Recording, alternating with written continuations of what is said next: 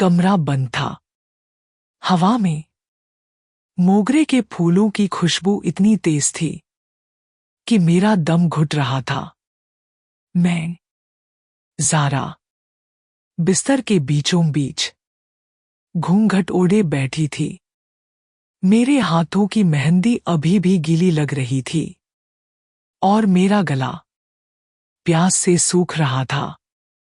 यह प्यास पानी की नहीं थी, यह प्यास उस डर की थी जो मेरे अंदर पल रहा था। बाहर मेहमान जा चुके थे। सन्नाटा था, इतना गहरा सन्नाटा कि मुझे अपनी पायल की हल्की सी झनकार भी किसी धमाके जैसी लग रही थी। मैं इंतजार कर रही थी उसका। आर्यन रायचंद, वो शख्स जिससे कुछ ही घंटों पहले मेरी शादी हुई थी, वो जिसके बारे में कहा जाता है कि उसे गुस्सा बहुत आता है, जो बात कम करता है और हुक्म ज्यादा चलाता है। तभी क्लिक, दरवाजे की कुंडी बंद हुई। मेरा दिल एक पल के लिए रुक गया। वो अंदर, मैं अपनी जगह से हिल नहीं पा रही थी। मुझे फर्श पर उनके जूतों की आहट सुनाई दी, भारी और सधे हुए कदम। वो सीधे मेरे पास आए और मेरे सामने खड़े हो गए। मैं घूंघट के अंदर से सिर्फ उनकी शेरवानी का महरून कपड़ा देख सकती थी। कुछ पल कोई कुछ नहीं बोला। वो बस मुझे देख रहे थे। मुझे महसूस हो रहा था कि उनकी नजरें घूंघट के पार मेरे चेहरे को टटोल रही थी। फिर गद्दे पर दबाव पड़ा। वो मेरे बिल्कुल करीब बैठ गए, इतने करीब कि उनकी रफ मर्दाना खुशबू, चंदन और सिगरेट की हल्की सी मिलीजुली महक मेरी सांसों में भर गई। ज़ारा, उन्होंने मेरा नाम पुकारा। उनकी आवाज बहुत गहरी थी, उसमें प्यार कम और एक अधिकार, अथॉरिटी, ज्यादा था। सांस तो ले लो, वो फुसफुसाए। मुझे डरपोक लड़कियां पसंद नहीं हैं। मेरी धड़कन और तेज हो गई। धीरे से उन्होंने अपना हाथ आगे बढ़ाया। उनकी उंगलियों ने मेरे घूंघट के किनारे को पकड़ा और फिर बहुत धीरे से उसे ऊपर उठा दिया। मैंने अपनी पलकें नहीं उठाईं। मैं नजरें नहीं मिला पा रही थी। मेरी तरफ देखो, उनका हुक्म आया। मैंने कांपते हुए अपनी पलकें उठाईं। आर्यन की आंखें, उफ, वो एकदम काली और गहरी थी, जैसे कोई समंदर जिसमें तूफान आने वाला हो। वो मुझे ऐसे देख रहे थे जैसे मैं कोई शिकार हूं और वो शिकारी खूबसूरत। वो अपने होठों में बुदबुदाए। उन्होंने अपना हाथ मेरे गाल की तरफ बढ़ाया। मैं सहर कर थोड़ा पीछे हो गई। वो रुके नहीं। उनका हाथ मेरे गाल पर आया। उनकी हथेलियां सख्त थीं, लेकिन उनका स्पर्श, वो आग जैसा गर्म था।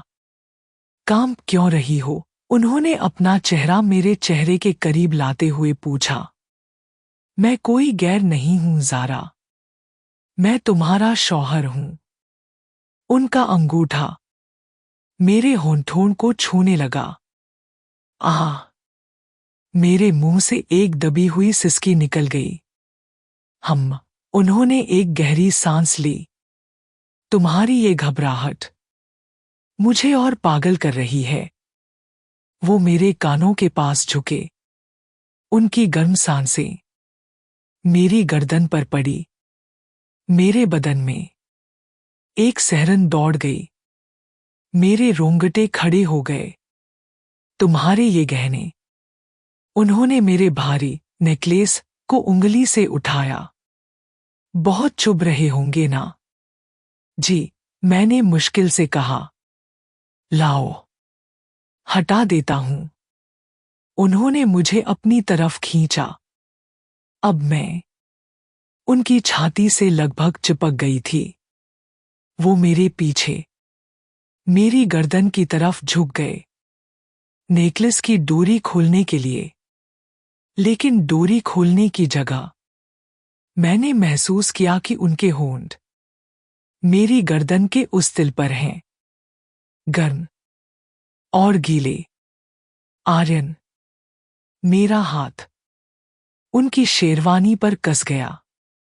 शेष, उन्होंने मेरे कान में कहा, आज रात कोई ना नहीं। उनकी उंगलियां मेरी पीठ पर ब्लाउज के ऊपर रेंगने लगी। उनका हर स्पर्श मुझे कमजोर कर रहा था। मेरा दिमाग कह रहा था, रुको। लेकिन मेरा शरीर, वो पिघल रहा था। मैंने अपनी आंखें बंद कर लीं और अपने सर को उनके कंधे पर टिका दिया। मैंने खुद को उन्हें सौंप दिया। उस रात, उस बंद कमरे में, मैंने जाना कि डर और चाहत के बीच कितना बारीक फासला होता है। वो सवत आर्यन उस रात पिघल गए और उनके साथ मैं भी। गली सुबह जब मेरी आंख खुली तो कमरे में सूरज की सुनहरी धूप आ रही थी।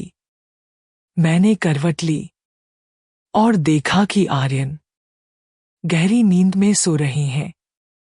उनका वो गुस्सा, वो सख्त चेहरा नींद में एकदम मासूम लग रहा था।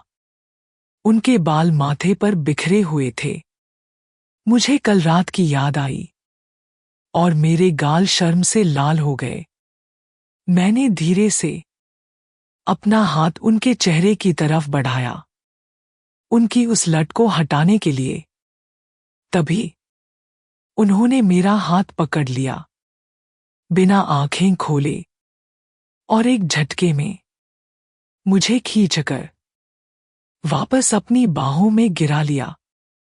कहाँ जा रही हो? उन्होंने नींद भरी भारी आवाज में पूछा।